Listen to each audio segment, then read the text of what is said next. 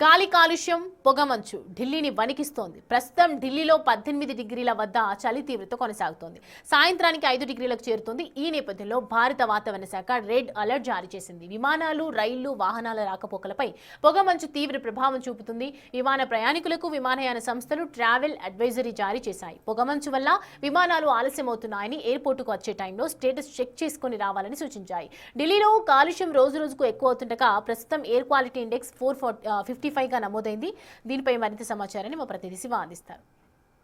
గాలి కాలుష్యం పొగమంచుకు తోడు చలి ఢిల్లీ ప్రజలను వణికిస్తోంది. ఈ నేపథ్యంలోనే భారత వాతావరణ శాఖ రెడ్ అలర్ట్ జారీ చేసింది. ఢిల్లీలో ప్రస్తుతం 18 డిగ్రీల వద్ద చలి తీవ్రత కొనసాగుతోంది.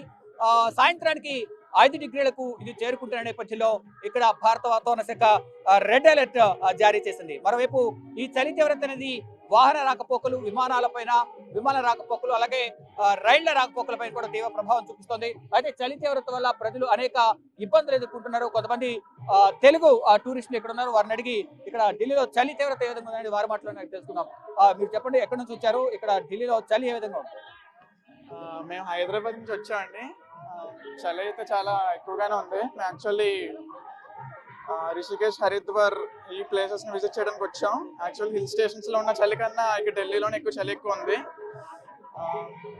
పొల్యూషన్ అయితే మాకేం అనిపించట్లేదు యాక్చువల్ గానీ. ఎయిర్ క్వాలిటీ ఇండెక్స్ చాలా వరస్ట్ అన్నారు, కానీ మాకైతే ఇది ఫాగ్ లాగా అనిపిస్తుంది. చూడాలి, ఇంకా మిగతా పార్ట్స్ కూడా ఢిల్లీలో విజిట్ చేసి.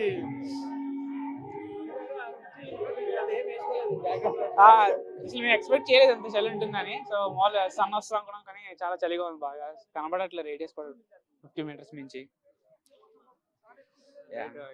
తెలుగు టూరిస్టులు ఎవరైతే ఇక్కడికి వచ్చారో, ఇక్కడ రిషికేశ్, హరిద్వార్ సందర్శించడానికి వచ్చారో అక్కడికన్నా చలి ఇక్కడ ఢిల్లీలోనే ఎక్కువ ఉందనేది కూడా వారు చెప్తున్నారు. అయితే ఈ చలికి తోడు పొగమంచు కూడా ఎక్కువగా ఇంపాక్ట్ అనేది చూపిస్తోంది.